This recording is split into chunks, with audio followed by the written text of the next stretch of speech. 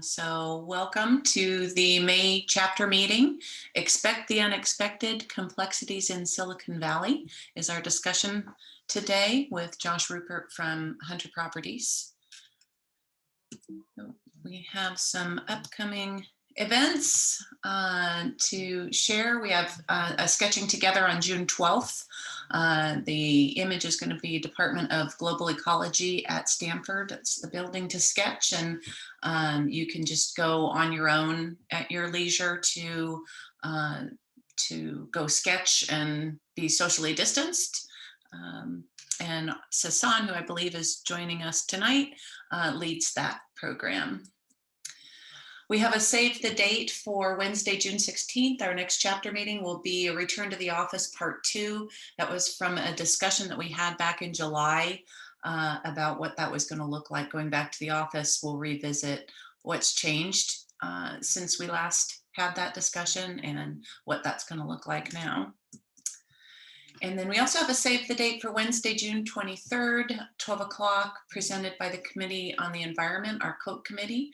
And it's a discussion on structural innovation in the context of mass timber construction, a system rather than component approach to structural engineering and integration of building systems. And we do have some upcoming announcements that I can't make today, but you're going to hear soon on dates for in-person AI and a golf tournament. So we're very excited about that. Those dates will follow soon. And with that, I'll turn it over to Jennifer Kretschmer, our chapter president. Thank you, Chris. I just want to make some acknowledgments today for our sustaining partners. First, I'd like to acknowledge Earthbound Homes as our premier sustaining partner. Next, with David Edwards. Block Construction, our gold sustaining partner. And California Drywall, Building Excellence since 1946. They are our gold sustaining partner.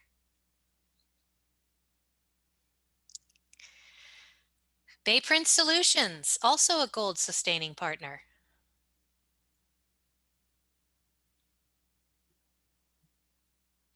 Arch IT, our gold sustaining partner, and Boris Rupert.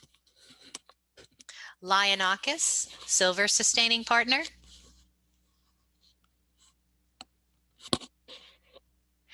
Alphatech, our silver sustaining partner.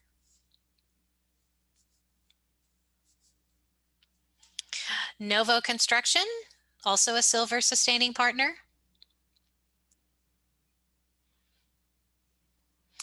Saraclad, our silver sustaining partner.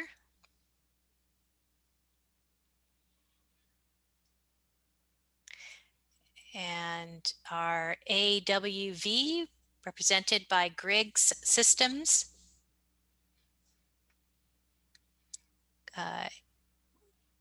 AWV is a silver sustaining partner. All right. So we don't have any other previous presentations to get started, so we're going to go right into the main program. Our first introduction here is for Christian. Is Christian in? I do not see him. Okay. So then I will introduce our speaker today. Our speaker today is Josh Rupert, Director of Development from Hunter Properties. Josh was the Director of Real Estate for 77 Energy and Chesapeake Oil Field Services. In his position, he was responsible for all aspects of the real estate cycle, including acquisition and disposition strategies, property management, leasehold improvements, and investments. As a member of Hunter Storm, his roles include design and construction management, financial analysts, tenant improvement coordination, and entitlements. Josh holds a Bachelor of Science degree from the U.S. Naval Postgraduate School in Monterey, California. And Josh, welcome. We're going to transfer our slides over and give Josh control here. Thank you very much. I am excited to be here. Let me share my screen. While while I'm doing that and make sure I can get Yeah, this. while you're Can you doing that, see my? I can see it. It's great. I love that our title today is Expect the Unexpected, Complexities in Silicon Valley, because that has been my life since the beginning of this year. So Josh, tell us more. Well, I just wanted to start by saying thank you to Kristen, Jennifer, and others, not only for that very nice introduction. I will say one slight correction. So my Bachelor's of Science is from the Naval Academy in Annapolis, and then I do have an MBA from the postgraduate school. So, however, neither one of those prepared me for a real estate career, which happened to be sort of serendipitous how that worked, and I'll give a little bit of feedback with that as I sort of scroll through my first slide here. So I thought it was important to start off this evening by not only talking a little bit about myself, just so you can get a feel for sort of my role and sometimes how developers find themselves in the situations that they do, and I'll talk a little bit about my company, and then obviously I'll spend a large portion of this first slide talking about the project we'll be talking about this evening. I'll start by saying, again, I did sort of start my career. I used to fly a jet called the EA-6B Prowler for the Navy, which does not prepare you to be a real estate developer. What it does prepare you for, though, is to expect the unexpected, which is unique in sort of our environment in Silicon Valley, and sort of how we will approach tonight's discussion about really the entitlement process, and focusing on gateway crossings. But I think it's what we're going to talk about, or what I'm going to talk about this evening, is frankly, applicable to most every development, at least in the South Bay, and my experiences being such. I do work, as was articulated, for Hunter Properties. I actually work for Hunter Storm, which is the development arm of Hunter Properties. We are primarily a commercial developer. You may have worked with us or seen some of our projects. We've done a lot of work in the South Bay. We work primarily from Redwood City, Menlo Park, south to San Jose. We don't typically venture up into San Francisco. We have done some projects in the East Bay, and we don't typically go any farther than San Jose. We do have 3 major projects in the pipeline. One of which we helped us win Developer of the Year in 2019, which is Gateway Crossings. The other 2 larger projects, one I am involved with, one I'm not. The first one that I'm not involved with is actually adjacent to this project. It's called Coleman Highline. It is 1.5 million square feet of Class A office. And again, it is currently being occupied, or it's at least leased 4 buildings to Roku for their headquarters.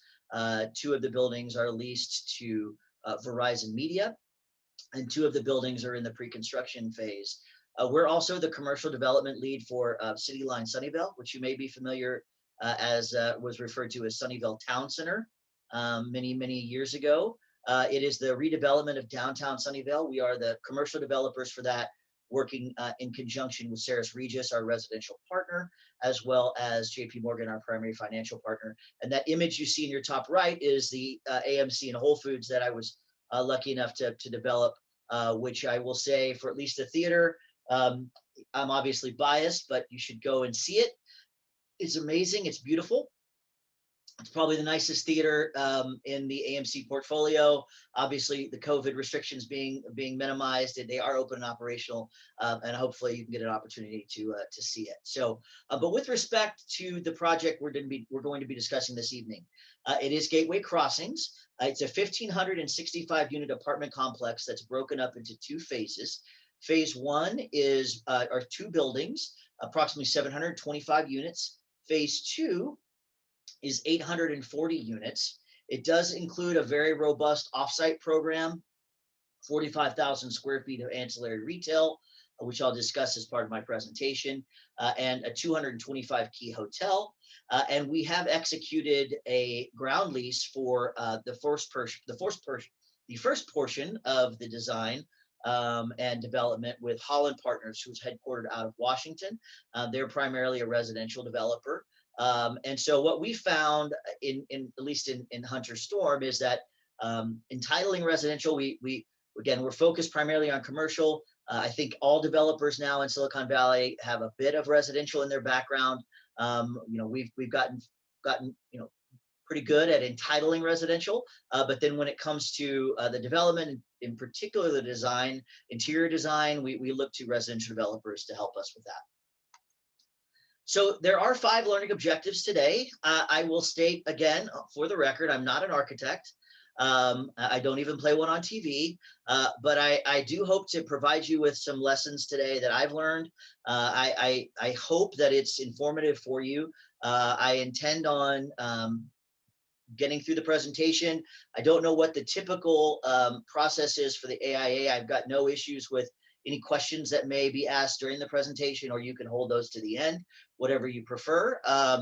But I do hope that that you'll enjoy the presentation and maybe learn something that you didn't have, or at least solidify some feelings perhaps that you may have had previously. These are the 5 topics that we're going to talk about: site selection, community outreach, community benefits, the time of the planning process and the entitlement process, and then lastly, and probably most importantly at this stage of development in Silicon Valley, identifying your supporters.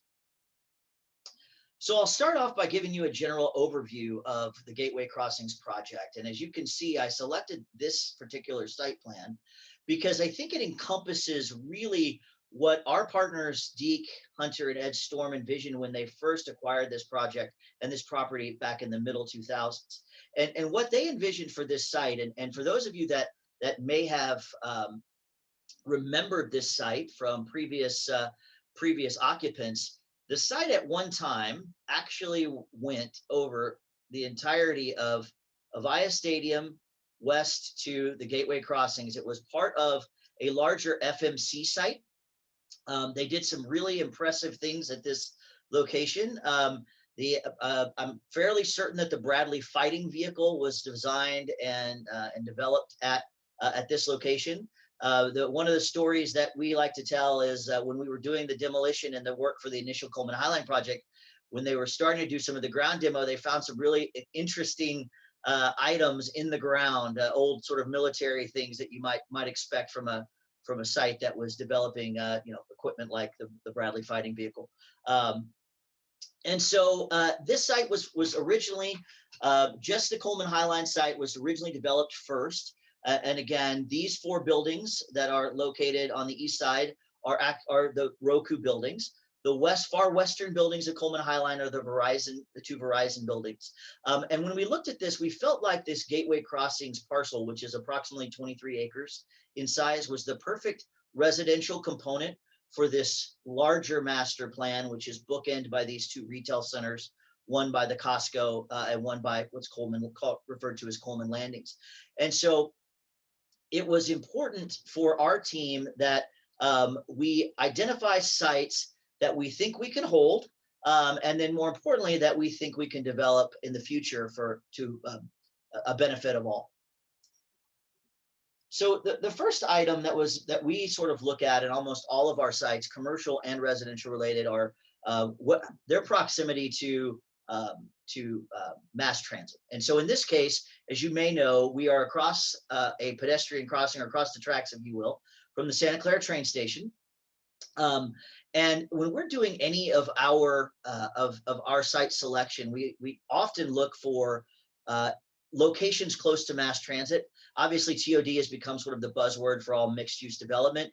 I'm sure you've probably heard it a million times. And we're really no different. I think one thing that's unique, though, and interesting as sort of a discussion topic, and perhaps for later, when the pandemic has done a number on mass transit, as we all know, and obviously ridership is down. It should be expected at this point. We are incredibly bullish on TOD projects. We believe that they will continue to be critical for the future in Silicon Valley, particularly as people get back in their cars. One thing that's a bit interesting, though, from my perspective, when we go through any entitlement or planning process, particularly that's close to mass transit, it is getting folks out of their cars is something that's discussed a lot, down from the planner level all the way up to city leadership. But then when that actually comes into operation, we don't often see people, or in a lot of cases, we see people staying in their cars. And you just have to get onto one of the major interstates and see single passenger vehicles being driven, to note that people are still, in a lot of ways, tied to their vehicle. And so we feel like it's important to incentivize folks to get out of their car. We do that through our transportation demand management programs. But more importantly, it is something that I think as a well, whether it be a real estate profession or as residents of Silicon Valley in general, that we look at TOD and continue to prioritize TOD, and not just using the term, but actually incentivizing people to get out of their vehicles. And so how did TOD apply to gateway crossings, and particularly in our selection? Well, first off, as I mentioned, it is right across the tracks from Santa Clara train station, which is the number 2 most ridden location, or at least was post-COVID, or pre-COVID, I should say, behind San Jose. So that was an important factor when determining this location. It's also, for those that don't know, it's the southern terminus for the BART station. So we spend a lot of time working with the VTA and their team. The VTA is intending on having the BART station directly adjacent from our phase 2 in some capacity. And so I know that they're in the middle of the design, so I won't give away their designs, but needless to say, there will be a nice transition between our project and the VTA or the BART station when it's built. And, this idea that we're bullish on transit, I think we like to say we put our money where our mouth was, because there is a pedestrian undercrossing that's directly south of our project that we participated with the VTA and paid approximately 50% of the cost to get that work done. And so we're very TOD is not something that's not just a buzzword for us. It is something that we try to practice. Obviously, supply and demand is another critical factor for us for our site selection, particularly when it goes to residential. I don't have to tell this group that we're still in a housing crisis. I don't think that certainly the pandemic hasn't helped that. I think there is a narrative that's being celebrated or at least shared throughout Silicon Valley and frankly celebrated in other states, that there's this sort of mass migration of employees and others moving out of Silicon Valley and the Bay Area and to other places, maybe Sacramento, elsewhere, but also Austin and Nashville and other locations. I think that narrative is a bit overblown personally, but I don't think that you can see that it is happening. And a lot of that happens because of reasons like what we're going to be talking about this evening, that the entitlement process is just so difficult to entitle projects, particularly residential, that it does in fact play into our ability to get these things built. Obviously, sort of bringing it back to the TOD side, bringing housing close to where the end users are. In this case, Coleman Highline development is something that was important to us, not only for the opportunity to have employee housing, but also to have, frankly, an organic demand signal for our residential project. One thing that you'll hear about in a second when we sort of talk about community outreach is this idea that there isn't a single family house within a 3/4 of a mile of this project. And why is that important? For us, it was important because it's taking a piece of property that was obviously never really originally decided or determined to be residential, redeveloping it in a process or in a manner by which it can be useful to folks today. And I do think that as we move forward with this conversation, you'll see how this idea of the nearest single family dwelling in some cases was difficult for us to get around. But the nice thing about this specific site in general is our proximity to Santa Clara University. We're looking at both faculty and student housing for this location. I mentioned Coleman Highline already, and then obviously the proximity to the airport. It not only helps the residential as a driver for the office, but is also critically important to our hotel parcel. Entertainment and lifestyle.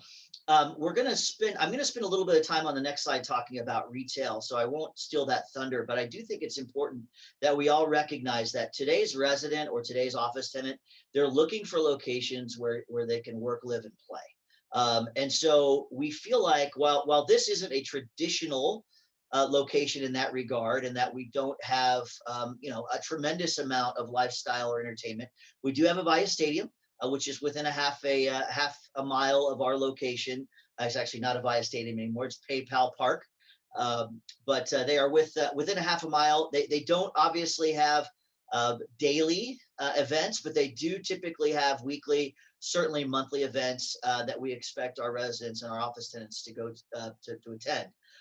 But it's also critical when you're planning out these sort of master plans. We found that people are looking for a lifestyle. They're looking for, you may be in Santa Clara on the northern side of the tracks next to an office complex, but you still want access to outdoor space, places where your children can play. And so and more importantly, and something that we always think about on our retail projects or mixed use projects is, how do we activate the ground plane?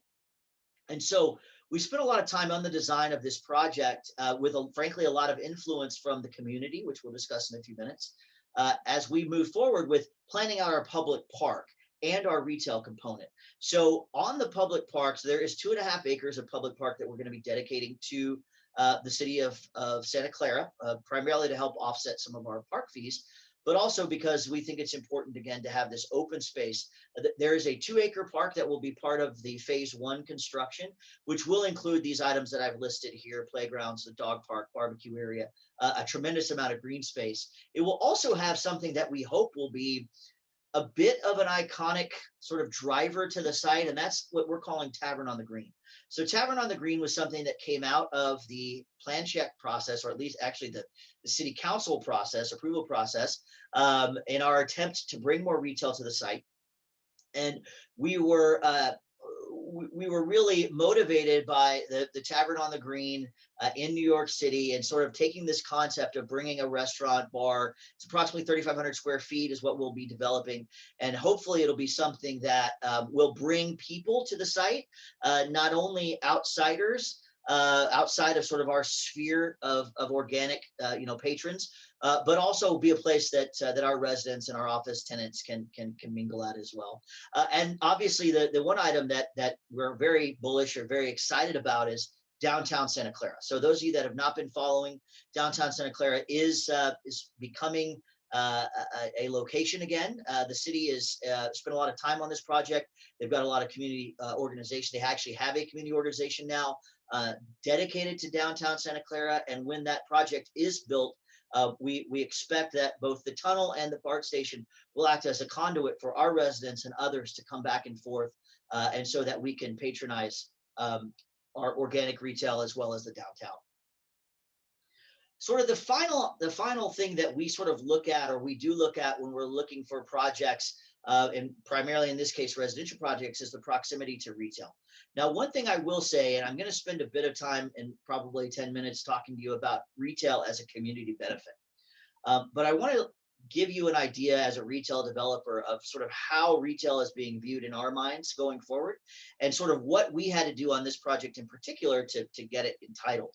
So when this project kicked off, we had included in our site plan approximately 20,000 square feet of retail.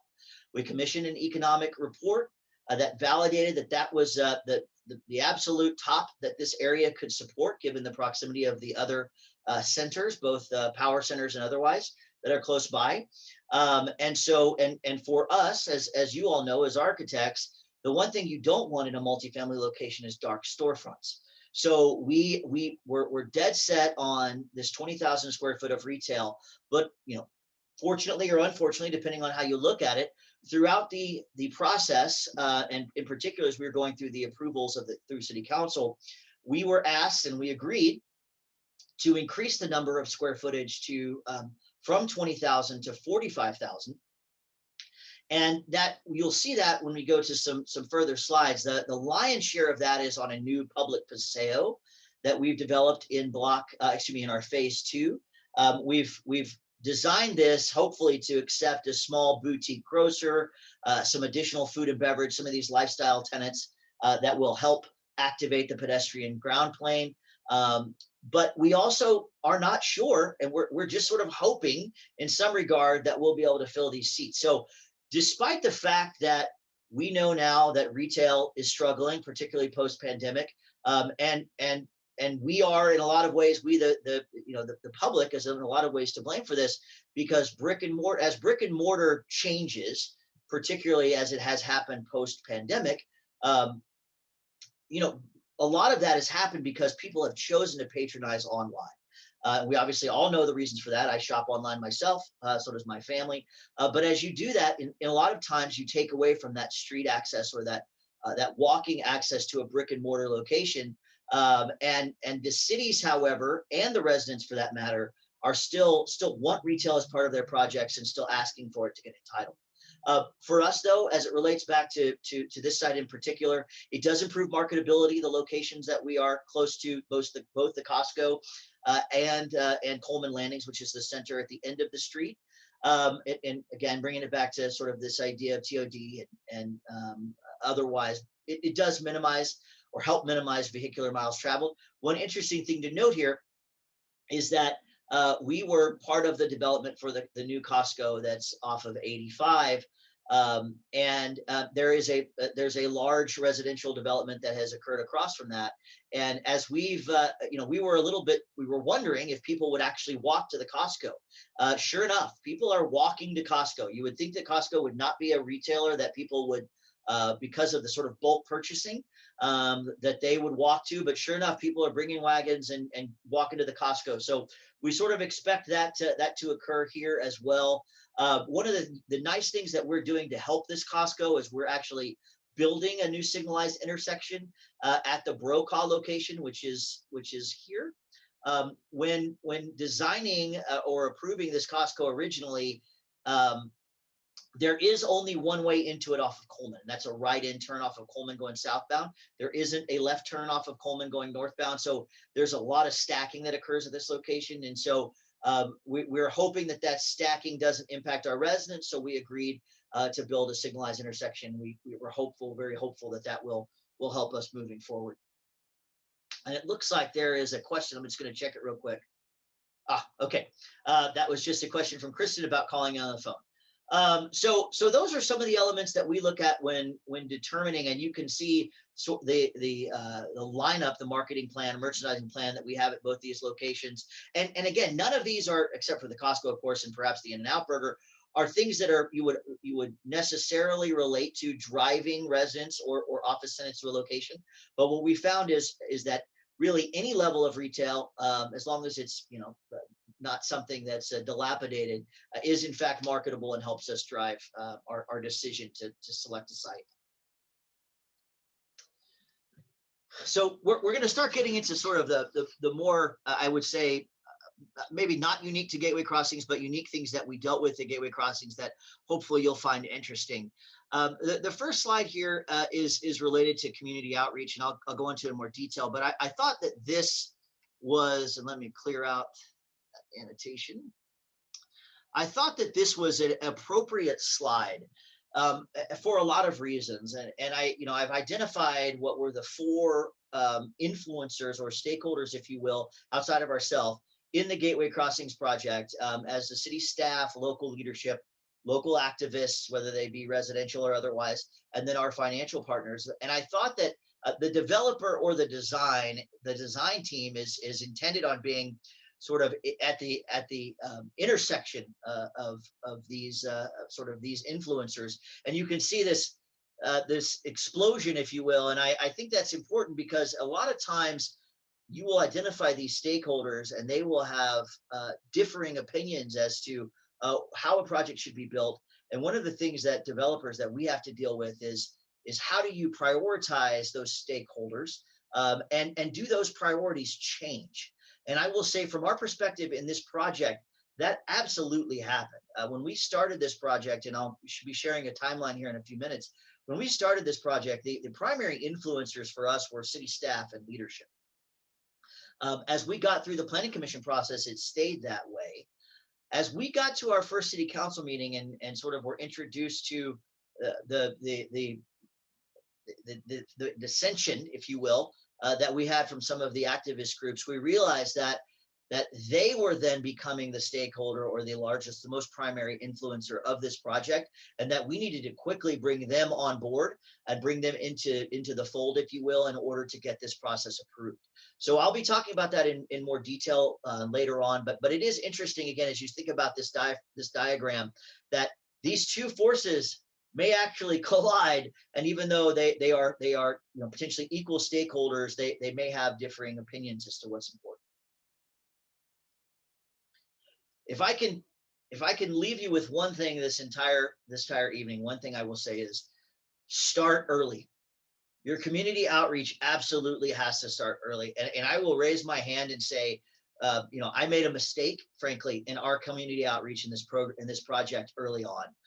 We were relying on the required public outreach events as we were starting this process. And you'll see the process took 5 years. So you can't. It's hard to imagine having hundreds of community outreach events, and I'm not necessarily advocating that. But what I will say is bringing these folks, bringing the stakeholders, particularly from the community, on board early, and identifying both your supporters and maybe the dissenters is something that we did not do, and we should have, and it bit us, frankly. It's important, obviously, and I've got the things that sort of some items here to identify influencers and stakeholders. It should be fairly obvious early on who those folks are, but it might not be. One thing that we found is that in a lot of ways, it certainly is, there are folks that you might realize, and in this case, what makes Gateway Crossings incredibly unique, at least from our perspective when we started, and frankly, the reason why we only focused on the public outreach is that this project, and it feels like, or it felt like it should have been a slam dunk entitlement. And why do I say that? Well, it's reusing a brownfield. So it's redeveloping a brownfield. It's bringing much needed housing to the area, much needed affordable housing to the area. It is bringing retail. It had a component of the hotel. It's literally on the other side of the tracks. So as I mentioned previously, it's 3/4 of a mile away from the nearest single family home. So this felt to us as if it would be a very easy entitlement, and it was, aside from the length, we didn't hear any dissension about the project or its plan until we got to city council, and so we were caught off guard by that. And so I think, again, the takeaway here being start early, identify those issues early, and let's and this is where the design teams in particular can help us, because we not every developer, we don't bring the design teams or the architects with us to the dais. We have them at our meetings, but we certainly have them present at all community outreach meetings. And it's important, and you all can help us sort of identify who some of those stakeholders are. One thing I will say, just as a point of order, if you will, is the folks in this area are very astute. And so, if you show precedent imagery, which obviously most architects and most teams do, if you veer away from that precedent imagery as you're sort of moving from conceptual design and schematic, et cetera, we found that you will, in some cases, be called for that. So, for example, if you're using a precedent imagery from Portland, and then as you move forward in the process, you change away from that, there are folks, and particularly folks who may be dissenters of the project, who will call that out. So just be clear as you're moving through these outreach events that if you do change, you need to validate and verify those changes, so people are clearly understanding why you've moved away from the precedent, and more importantly, that establishes trust through the process. And that is something that we found that helped us along the way, is that we feel like we built a trust with the groups, letting them know that we were here to stay, and we've proven that out through the process. As it relates to Gateway Crossings, these were the 3 things that came out of our additional community outreach. Now, some of them came from the dais and events that happened after that, but they were all facilitated in some regard from the community outreach. As I mentioned earlier, the additional retail in this image here to your left, that is the Tavern on the Green that you're seeing in the park. That small 3,500 square foot apartment, or excuse me, 3,500 square foot retail food and beverage center. What you're looking at in the background, though, that is something that the location of that in particular is something else that came out of community outreach, which was this location of this tower. So as we increased the density of our project from 1,200 to 1,600 and then back down to 1,565, which I'll discuss in a few minutes, one of the things that came out of that was moving from type 3 to type 1 in one of our buildings, and also creating an iconic feature, which was something that we heard throughout the entitlement process, is that what is driving people to this location, and what is something that they'll remember. Obviously, we just mentioned the increased density that came through the community outreach process, but bringing it back to that first slide that I mentioned about people being feeling differently, both stakeholders feeling differently about the same idea. We had people, while we did have sort of the largest voices asking for increased density, we also had a lot of folks at our public outreach meetings, our community meetings, that didn't want the additional density. So it's balancing those desires and those requirements from the stakeholders is something that you have to do, or that we had to do through this process. And then lastly, again, this phase 2 Paseo, which hopefully you can see this image. This is one of the things that I'm most proud of about this project. It did, in fact, as I mentioned, come directly out of our community outreach.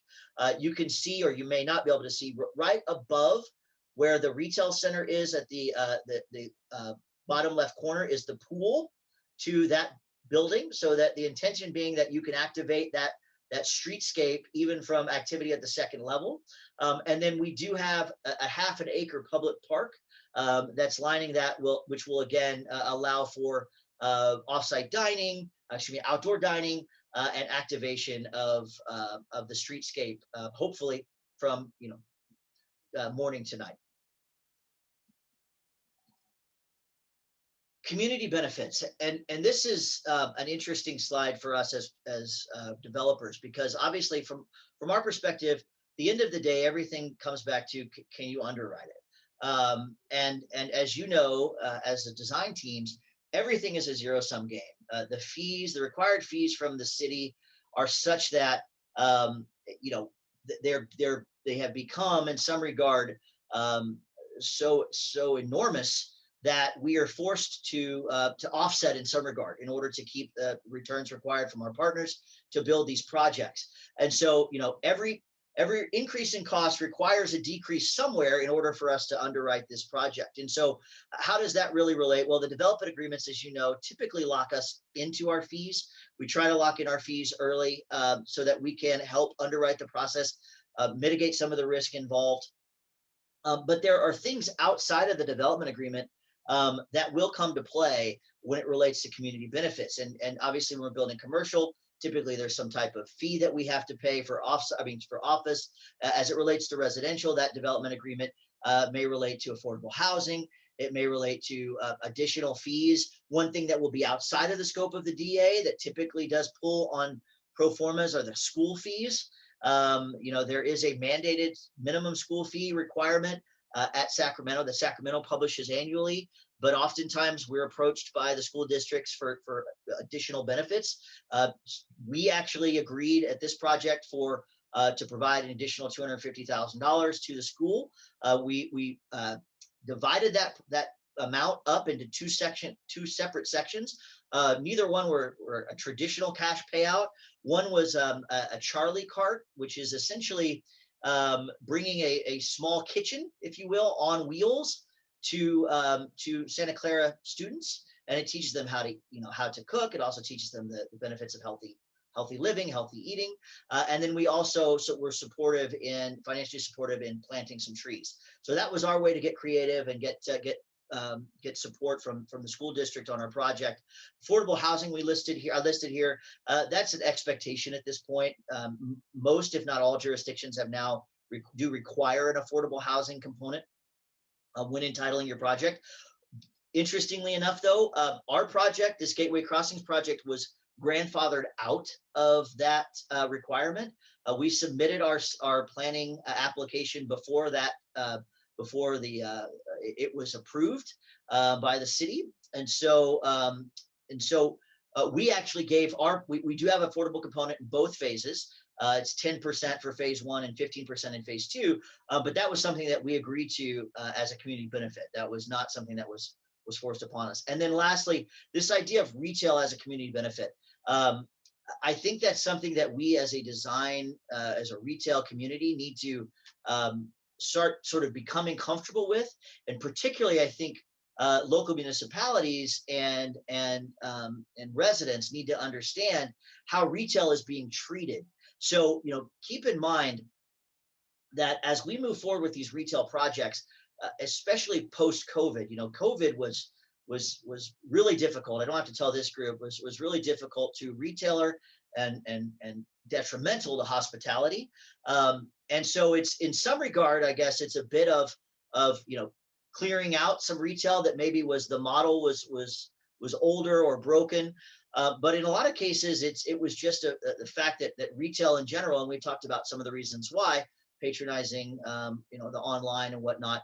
But retail is something now that we're not seeing the rents that you may have seen 10, 15 years ago. And so in a lot of ways, the developments themselves are supplementing these retail components and retailers in order to get them into the sites. And so, as I mentioned previously, we're trying to keep away from dark storefronts. And so we're having to underwrite more of the tenant improvements and upgrading the landholder, the core shell, I should say, requirements in order to get these retailers in.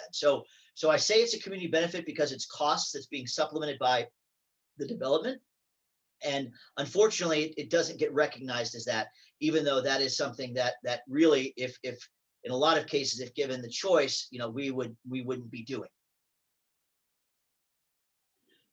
So interestingly enough, this image here is of directly adjacent to our building 1 and building 2, and in the background is the hotel. This image was direct feedback from our architectural review process and the city feedback, residential feedback about making more outdoor dining space. And so again, this is an area where the community outreach process did make the project better. It's frankly a nicer product than what we had originally. But I would say, as I say in the second bullet, expect to negotiate at the dais. Almost all of our city council meetings, we either negotiated at the dais or we came to the dais knowing that these items were going to have to be reconciled before we got approval. And as you can see, the first meeting, we increased the density from 1,200 to 1,600. The second meeting is when we got the retail requirement moved, which ironically required us to reduce the density from 1,600 to 1,565. And in a lot of ways, that was solely because of the traffic implications. So in order to increase that square footage from 25 to 45, we had to take 35 residential units, 35 residential units away. And so that's how that worked out. And then the third meeting, by the third meeting, we had agreed in principle to a long-term ground lease at basically no rent with the Police Activities League that is helping to absorb 7,000 square feet of that 45,000 square feet, which did help us get across the finish line. Now, interestingly enough, I mentioned previously about hospitality. We do have that hotel in the site. Originally, the hotel requirement was that it had to be built before we pulled a building permit for building 2. Obviously, as we were moving forward, we were negotiating with our ground lessee. We knew that was going to be a problem because of hospitality and how it was being affected by COVID. So we did go back to the dais to amend our development agreement, and we were required, or through that negotiation, we did increase our BMR on phase 2 from 10 to 15%. So even something that everyone recognized was not our fault, the global pandemic, we were still required to give additional community benefits in order to move forward. So I do see I'm going to quickly just see if there's a question in the chat. So there is a question from Brian. Josh, are there any community inputs on what retail stores or restaurants can be leased in the development, or is that open to the developer's choice and selection when it comes to leases? No, I think, it's interesting, Brian, that's a great question. And we get that question a lot. We actually do see I say a bunch loosely, but we do get recommendations from our community outreach, not only, frankly, from the residents, but also from city leadership as to who they'd like at these locations. When we are coming up with our marketing strategy, we typically especially post-COVID, we typically try to maintain as much flexibility as possible. So we understand that lifestyle and food and beverage is what's moving the needle right now on the retail side. And so we will preemptively install, grease shafts, dishwater shafts, or excuse me, dishwashing, exhaust shafts, also grease interceptors, all those things so we may not even have a food and beverage tenant lined up, but we know that 10 years from now, when the retail community changes, or the retail market changes, that we may have to or want to put a restaurant in. So we do often get feedback or input from the tenants as to or the residents as to what they'd like to see.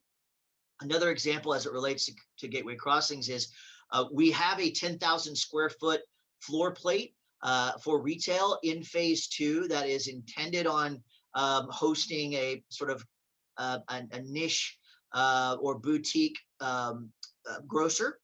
And 10,000 square feet is very small. Target has a smaller concept store that's about 15 to 20,000, but we expect that those stores will sort of get smaller and smaller, particularly as people go back to the urban environments. And so we're planning for that. And that was a direct input from the residents as to what they'd like to see there. So that's a great question. Thank you, Brian, for that. So probably my least favorite slide in this process is, or in this presentation, is the timeline slide. I say it's my least favorite because I can really mark off my own personal sort of life items or life achievements that have occurred as this 5 years went across. You obviously, hopefully you can read it. I know it's a bit of an eyesore, but I wanted to alliterate what entitlement processes are now, and this idea of planning for a lengthy process. When we started this process, we did everything that we thought we were supposed to do by the book. You can see that in late 2015, we did a pre-application. So the cities tell us, hey, submit a pre-app so that you can get all your problems identified early. It will help expedite the process. We did that in late 2015. By late 2016, we'd gotten through that process and we were formally submitting. Now, you'll see what I meant by when I show you here that the first formal public outreach was in Q2 of 2017, followed in Q3 by our second. This is where I made a mistake. I should have started community outreach much sooner, probably in the pre-app phase, so that I could have gotten some input from the city, from the residents, or I had been getting city or municipal input, but residential input, so that I could start folding that into the plan sooner, and hopefully or likely our city council experience would have been lessened. But we did draft the EIR in Q2. Interestingly enough, and this is where you sort of go back to expect the unexpected. We got Planning Commission approval 7-0 in November of 2018. Which, if you do the math and you work backwards, hey, you submitted in basically December of 2016, a 2-year process for a project this size. That makes sense. And hey, that would have been, we got our 7-0 approval. Again, as I'd mentioned previously, we hadn't gotten any indications or many indications that I guess we'd gotten some grumblings, but not many, that this project was going to there'd be some opposition.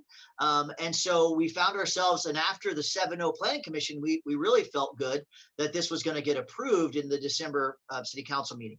And that's when we really got, sort of hit in the face, really, by some opposition, and really well organized opposition. Interestingly enough, one of the planning commissioners that voted for us actually came to the dais in our city council meeting and voiced opposition to our project. So I will give him credit that he did his duty as a planning commissioner, and we met all the requirements for planning commission. Therefore, he approved us. But he obviously was not happy with our design of the project at that time, because again, he came back and was voiced against us in our first city council meeting. So bringing this through fairly quickly, We did end up getting deferred twice. We got final approval in July of 2019. Unfortunately for us, the entitlement process didn't end there.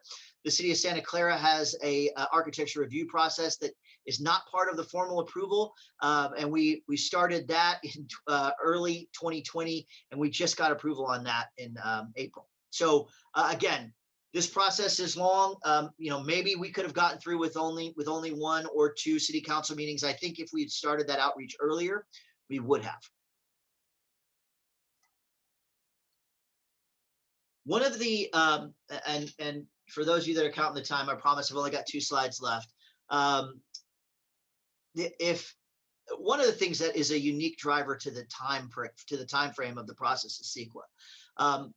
I am a proponent of CEQA in the way that it's designed. I think going in and identifying obstacles or hazards to the project, whether they be noise related, environmental, archaeological, etc. That's a good thing. We all should want that in our projects. The question becomes, has that process been commandeered by outliers? I would argue that in some cases it has. The process absolutely can be manipulated, as I'm sure you've seen in your process, in your projects. There are people that understand the CEQA process well enough to know that one contestation, even as wild as it may be, increases time. And when it increases time, you may have an option on the project or on the property. You may have to start for whatever reason sooner than you'd expected. And it could also, if you extend time, could take you out of whatever cycle you're in.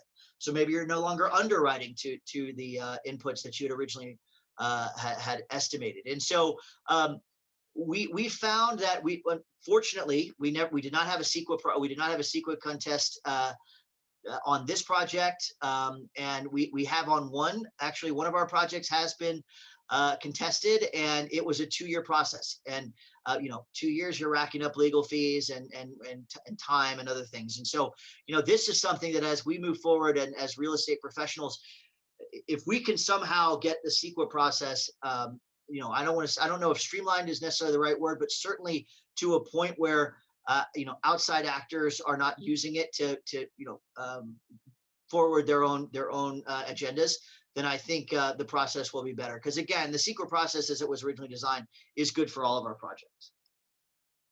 So lastly, our last learning objective is related to this idea of a silent majority. And I bring this up only to say, I know you've all seen it. We saw it firsthand on this project, Gateway Crossings. You're going to be incentivized to come speak on behalf of something if you're opposed to it. Most people in Silicon Valley, have a job that requires that they work until 5 or 6 o'clock in the evening. You have families. You sometimes have 2 jobs. Whatever the case may be, if you've got a project that's on the agenda and it starts at 7 and it's the 4th item on the agenda, so you don't even get to the dais until 9 o'clock. You don't start getting community input until 10 o'clock. If you've got a school-age child or you've got an early job, you're not going to stay up for that. And so, unless you're opposed to it and you're incentivized to do it. So to counterbalance that, you absolutely have to identify supporters. Those supporters can come in many forms or fashion. They can be business-related, trade associations, the Chamber of Commerce. They can be nonprofits who happen to be in line with whatever with your project, whether it be affordable housing range, livable wage, whatever the case may be. Those nonprofits do exist. YEMBI is something that is becoming a fairly large activist organization in the area that's supportive of development. And then obviously the residents. And I say, this building trust with the residents is something that will work with you throughout the entirety of the process. And we always like to say, hey, we live here too. Our designers, for the most part, live where we build. We live where we build. We're not coming in here trying to, make a bunch of changes, get a product that we're not proud of, and just move on for the next dollar. We want something that everyone's proud of. But it's important to incentivize your supporters and figure out what will keep them up and then make them come to the dais either in person or on Zoom to oppose the folks that will be there contesting your project. So in summary, these are the 5 learning objectives. I hope that I know that I've spoken for over 45 minutes. I hope that you got something out of this. For me, it's something that I'm very passionate about. It is important. We are certainly in a crisis still for housing. We need to develop these things. It's important for our professionals to speak up and to better understand the process. And so hopefully most of you probably already knew the lion's share of what we discussed this evening, but maybe there's 1 or 2 things that stood out that you weren't aware of. So with that, here's my information. If there's any questions that come up afterwards that obviously we're going to open up to Q&A here, but if there are any questions or things that you maybe aren't comfortable asking or would rather do or come up later on when you're thinking about it, I can be reached at the email address there or my phone number. So with that, I say thank you, and we'll open it up to any questions. Yeah, thank you, Josh. That was a great presentation. So I would invite anyone that has a question to go ahead and just unmute yourself.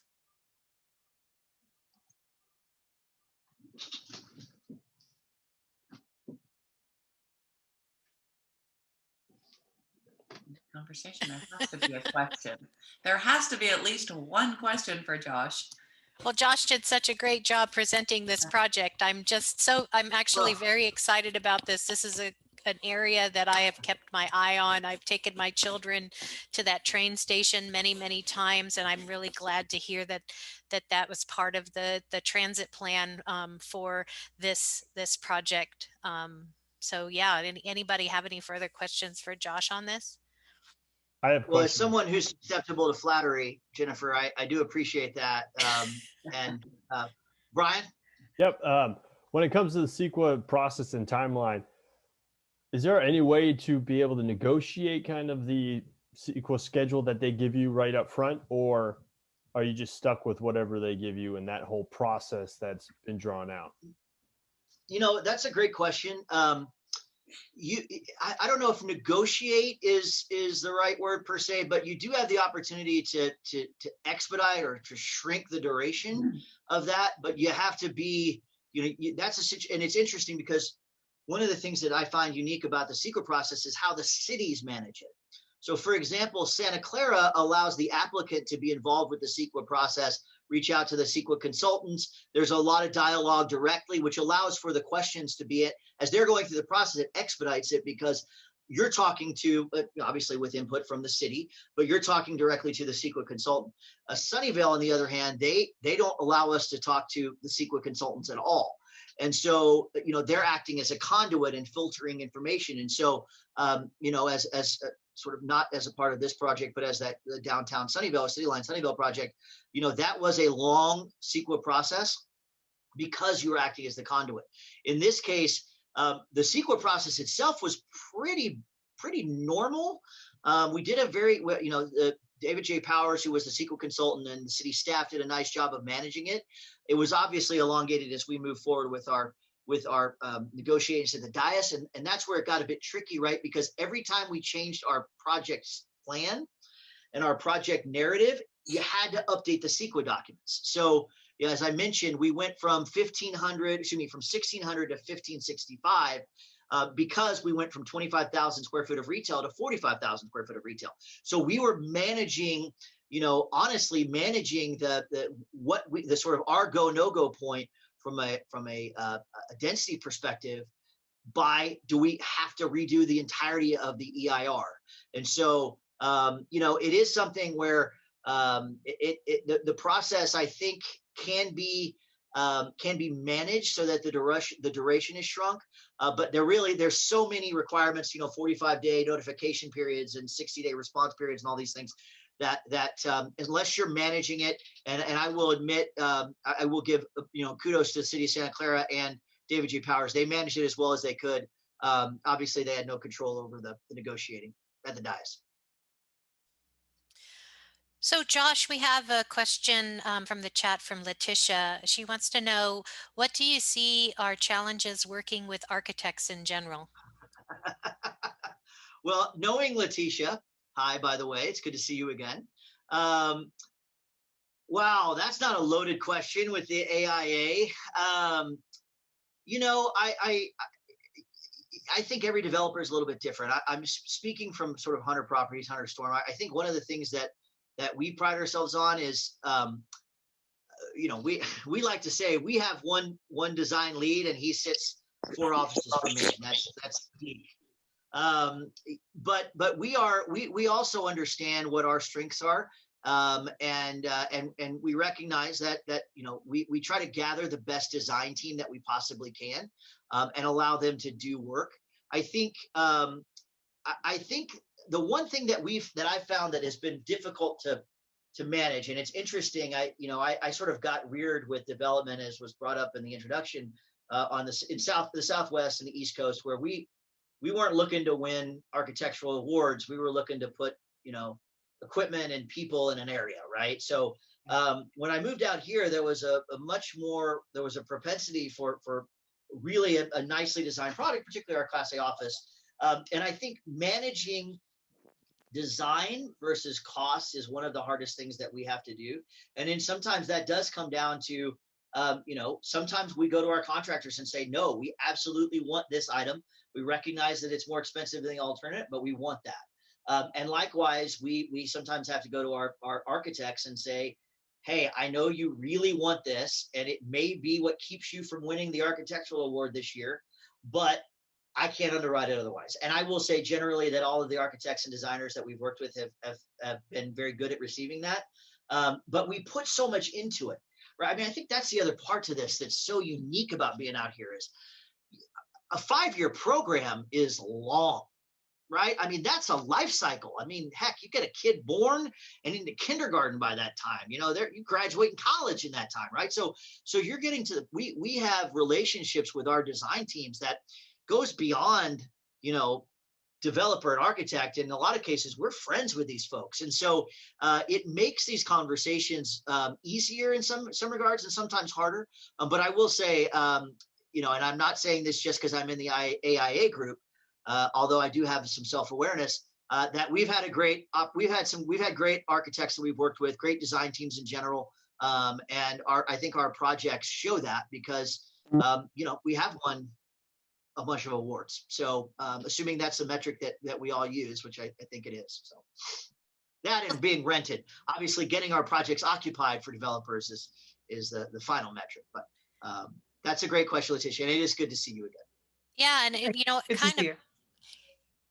it kind of builds on another question that we just had. You talked about the project taking 5 years. Steve wanted to know, how do you handle the turnover with both city staff and your own staff over those 5 years? That's a great question. Wow, that's a really good question. I will say, thankfully, the primary planners that we've had have not, at least on this project Gateway and on our Sunnyvale project, have not changed in that time. So we've been able to sort of navigate the process, but we have had leadership change.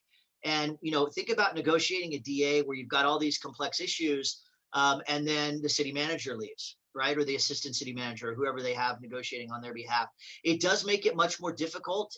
It does. And in fact, all it really does is, you know, you just take whatever schedule you're on. And, you know, Brian mentioned it earlier about CEQA, and you just add another 3 months to it, because now that person has to get up to speed and has to get back to wherever we are, where we were when their predecessor left. But I will say generally, and I suspect you all have seen this too, I never experienced this before I moved out here. And I will say there is a lot of hopping, if you will, from city staff, right? Like, you know, one day this person's the city of San Jose, the next day they're at Menlo Park, and the next day they're at Morgan Hill, or at least it feels that way anyway. And so the good news there is you do see a lot of the same folks, so you know how they operate. But the bad news, the bad side of that is that you're right. They may not be up to speed on the particular project, and it really just does add time. But we have gotten very lucky in both of the main projects that I've been working on over the last 5 years, in that our primary planners have stayed, which is really the person that you know, we're dealing with on a daily basis. All right. Are there any more questions? And if not, I just want to say again, you know, thank you so much to you all for inviting me to speak.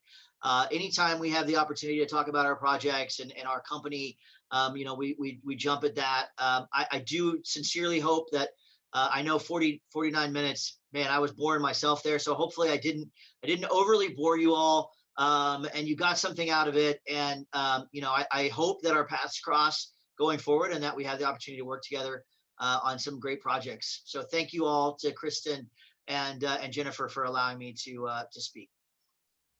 Thank you, Josh. Thank you very much. Do we have any other, does anyone have any other questions? Anything anyone wants to ask? Okay, well, given that was a very thorough presentation, Josh, thank you so much. So yes, that was, you covered so much about the project. So at this is our networking time, and I'm just excited to say I think we're going to actually be networking before the end of the year in person, hopefully at some point. It's starting to feel that way. That so many of you that since I've come on board with AIA Silicon Valley, I haven't even seen in person. So looking forward to that. So I'm going to go ahead and get us broken out into small groups. And Josh, if you can stay with us, like Jennifer said, we would love to have you. Maybe there's some other questions that'll populate. Otherwise, I'm going to send you all out to